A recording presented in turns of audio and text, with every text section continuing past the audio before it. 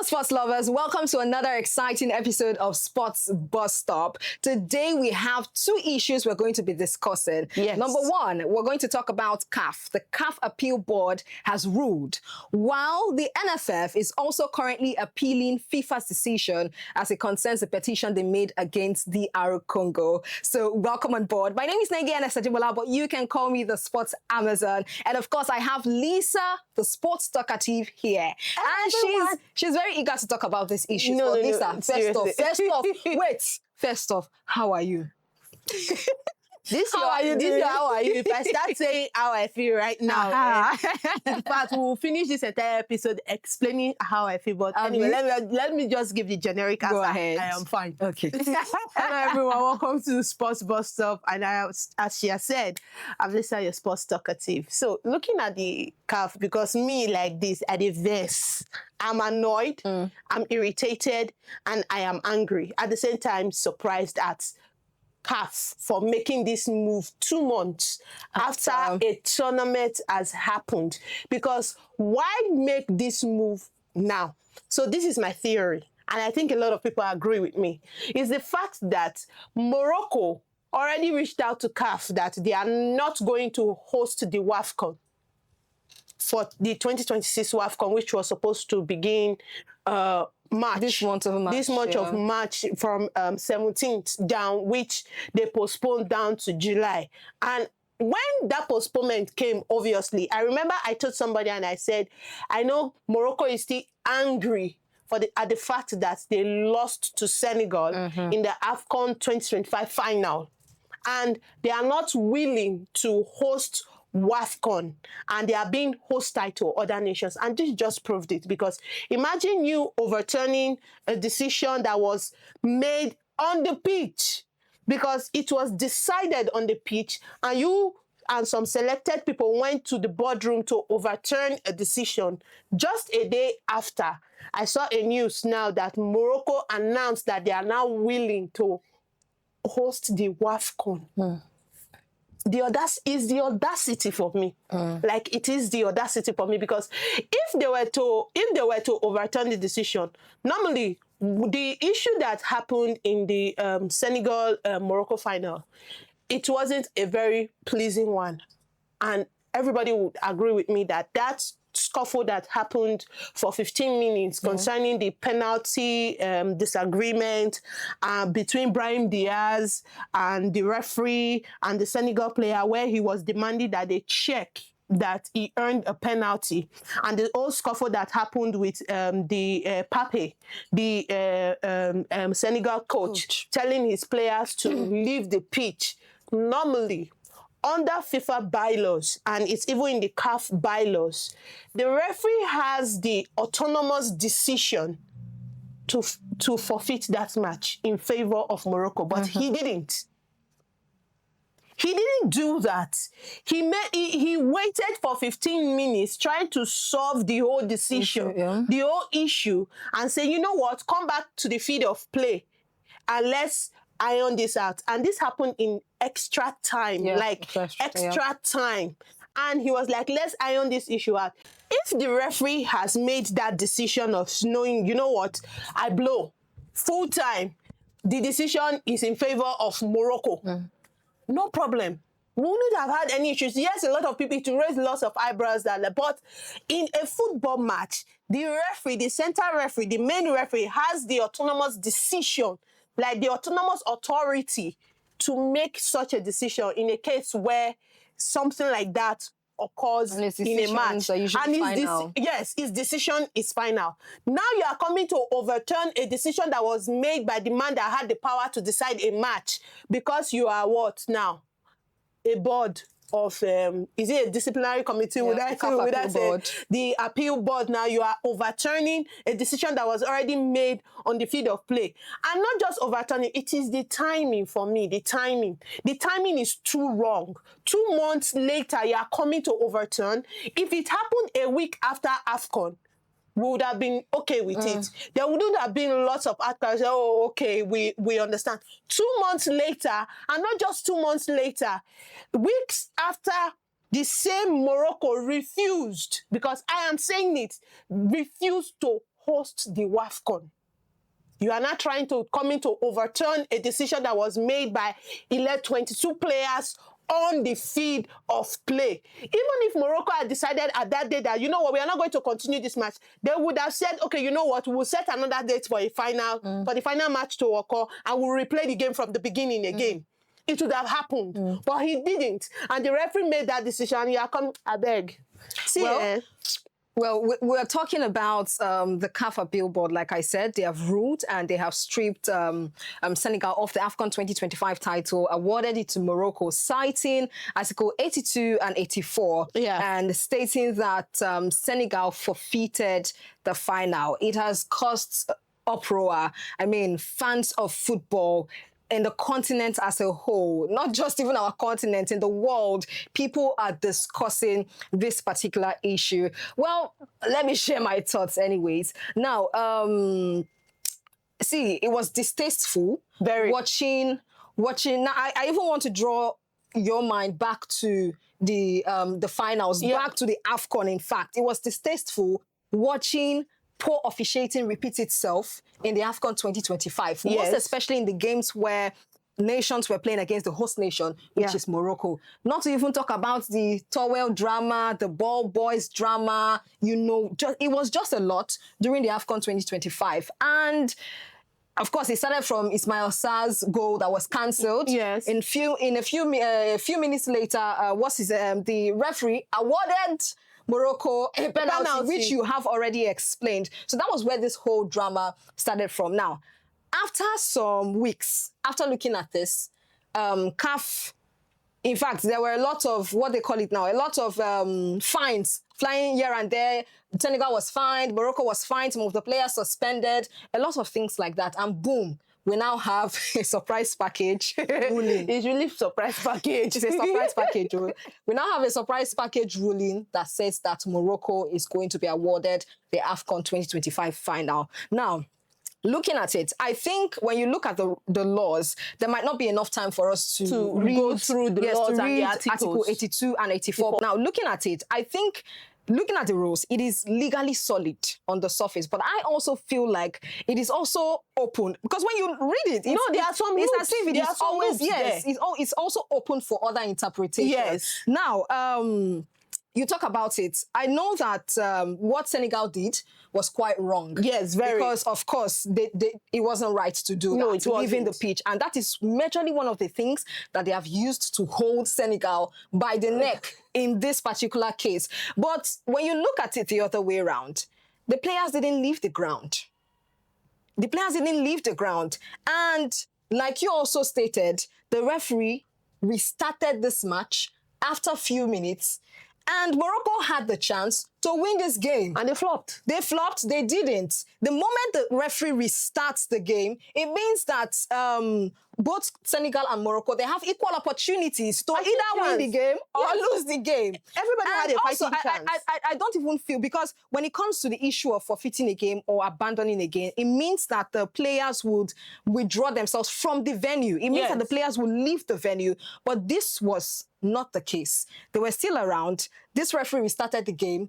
Concluded the game, wrote a match report, which states that Senegal won this particular game. So it also brings to light that, of course, it's still in the view of it was not an intention of abandoning the game. No. It was not. It was just a delay, which I am pretty sure that the referee would have registered in that report also. So I don't know. If you look at it, it's a bit tiring. If you look at it, because maybe somebody will need to go back to school to go and study sports law. Because now I want to even talk about the point you even stated, because it's now almost looking like Morocco has some certain kind of leverage on CAF.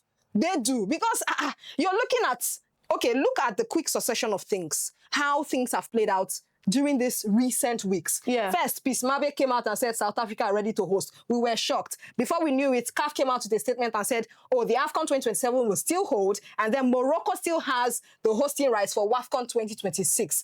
Before you know it, they started, boom, postponement came. What's going on? Without a valid reason. That shows that somebody needs to sit back and look at everything that has been playing out. And recently, the president of CAF, Patrice Motsepe, of course, he gave his speech. He was trying to talk about, he said it's a legacy issue. Of course it is. No, it is. It is. Don't come and tell us what we know. It is. It's a legacy issue. It's an integrity issue. There is communication gap. And this, from the people's point of view, it is because CAF is not consistent. No. Do we mention the awards now?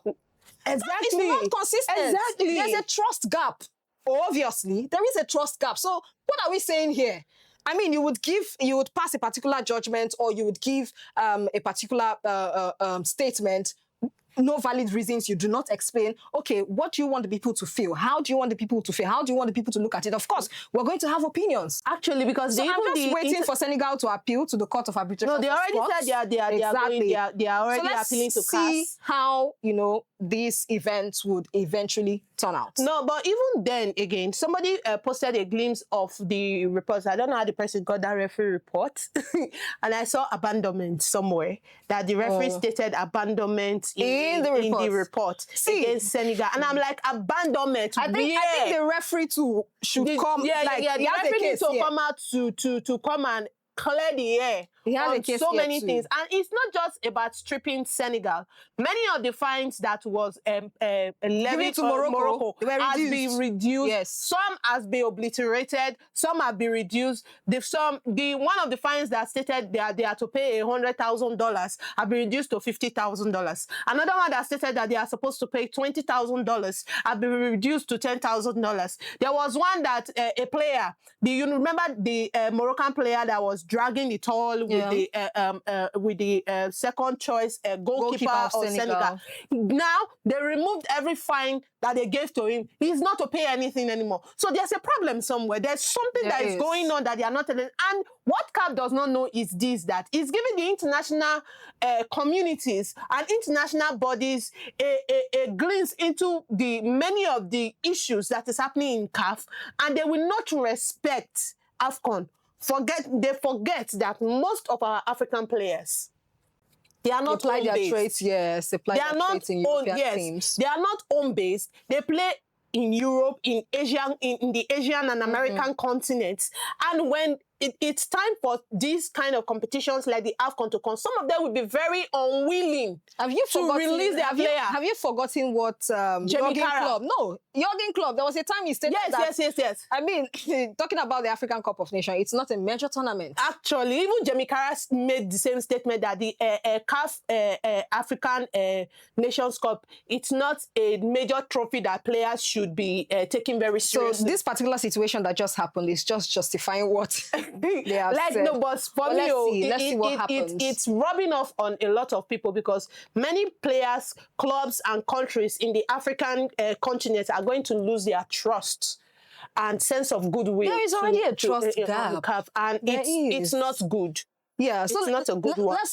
Let's bring it back to national issues. And we've talked about continental issues. Let's bring it back to national issues, and then we'll conclude the show. What is continental issue without us talking about national issues? The Nigerian Football Federation is currently going to appeal against the decision of FIFA. Yes. And this is, of course, concerning the petition that they gave against DR Congo.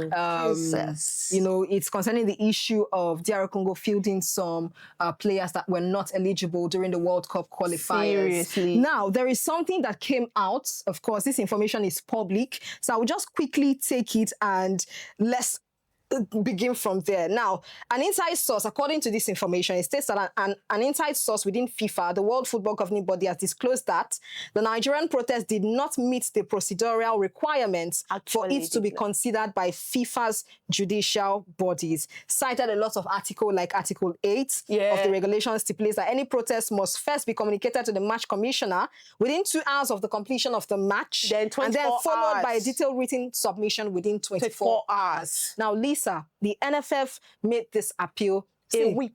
First off, we had a lot of challenges when it comes to the World Cup qualifiers. like having 4 coaches, Jose Pesero, Finidi George, Austin Eguavoin, who of course helped us to succeed, of course, in the Afcon 2025 qualifiers also, then Eric Chell. And then because of the poor run of results that we've been having, it was almost like a general consensus that, see, you know what? Nigeria is simply not good to represent us on the world stage. Actually, even if we got the ticket, we would not be able to perform as fans are hoping that we would perform. Now, you now come to this issue. No, see, it's not as if this is an issue that, it's not as if this is a case that FIFA rejected after, you know, deep investigation. No. It is a case that did not even take flights. Because we did not follow procedure. We did not. CAF, NFF submitted this whole petition 1 week 12 or 13 days after. Yes, now over 1 week after the game. And from this information that was made public, it says that there was even a mandatory fee of 1,000 Swiss francs, which the NFF did not pay. So, okay, where do we want to start from? Now we are going to appeal. Because if you're appealing something, yes, if you're appealing something, it means that you're challenging why your case was rejected. And you have everything in place that gives you the room to challenge this. Me, I honestly have a problem with this petition that NFF is doing, because first of all, Nigeria will not be pushing, the NFF will not be pushing for any petition whatsoever if the Super Eagles had put in the work. We were in a group like Group C. The only people who were challenging us was South Africa. We had them, Lesotho, Zimbabwe, Benin, and Rwanda. You forgot that Benin Republic beat us under Finidi George. And then we struggled, we got into the playoffs, sorted out Gabon. DR Congo defeated us on penalties, 4-3. So I don't think there's any, and so it was that DR Congo match now that they want to leverage to see if they can get it. For me, you did not, number one, you did not follow the proper procedure. If NFF was serious, if they were serious about this whole issue, they should have done that immediately after the match. Obviously, they didn't put in the work, neither did they put in the homework. I guess they went into investigative mode because they want to fight for a place in the World Cup days after the match. And they're like, oh, see the things that we did not spot, because it's Nigeria, of course. Well, see the things that we did not spot. Oh, yeah, let's go and take CAF. Forget FIFA, forgetting that there are laws, principles and rules. FIFA has a strict protest rule. That governs this body. And now you are coming. I even saw somewhere where somebody was saying, even the NFF, I know it wouldn't take flight, because I was telling somebody that they did not follow the procedure. So there's no way FIFA would consider this protest. Then there was another one that came up. Remember, there were rumors that stated that Iran was going to be removed, and somebody was like, they should consider Nigeria. I say it's Nigeria in the Asian continent that you are saying they should consider Nigeria. Well, to be honest, in conclusion, I just think that, of course, you can appeal. There's no stopping you. No, there's no stopping you, but you have to follow due process when you want to appeal. Aside from due process, now that they want to appeal, I just feel like they have to present a new case. Something challenging FIFA, something to prove FIFA wrong, which I think is a big battle at this point. So we all know, I know that they don't have. They want to appeal, right? Fine. So let's see what they appeal, because you people should grab your popcorn and your, soft drinks. Oh, because this is going to be a lot of drama. Exactly. There's going to be from CAF, from NFF, down to the FIFA body, down to CAF. It's going to be a lot of drama. What is African football without drama? Of course. Especially the Nigerian scene without drama. But for me, I think NFF should just let sleeping dogs lie. And besides, focus on something else. Yes, even if Nigeria is finally considered, they are not good enough to represent Africa in this World Cup. Their performances, even though they tried in the Afcon, their performances long before the Afcon have been lackluster. And we know that whatever group they are going to be put in is going to be a lot of, they're not going to pass group stage. We know that one. Well, you've heard from Lisa. You've also heard from myself concerning the CAF appeal board decision, and also concerning NFF appealing the FIFA decision. So what are your thoughts concerning this? You can definitely put it in the comment section. Let's know your thoughts. And like Lisa will always say, we'll definitely always want to read your comments also on the show whenever we come on board. So thank you so much for listening. And thank you so much. Don't forget to subscribe, share, and like. Okay, so before we go, I just have one or two comments from our previous episode. Oscar Inyo said, 2 women, sports, entertainment. Keep it up. Love this show. Thank you very much. Then another person from Sunday, Oganetega Liga said nice. Official Corner said beautiful baddies wey no sports. Are you a baddie? I'm a baddie. I'm a baddie. Thank you, Corners. And Harrison Oshomo said, this is nice. Thank you very much. Thank you. Frank Peter said, this is beautiful. Keep up the good work. And last but not the least, Cross Augustine said, my own be say Arsenal not go win league. From which corner? Anyways, we're going to talk more about Arsenal next week. Yeah, thank you very, very much, guys, for your comments and your contribution. Don't stop, and we'll continue reading your comments. Thank you very much. Yes, and that concludes this episode of Sports Busstop. My name is Remains Nengi Ademola, but you can call me the Sports Amazon. And I am Lisa, the Sports Talkative. This is us saying bye for now. Bye.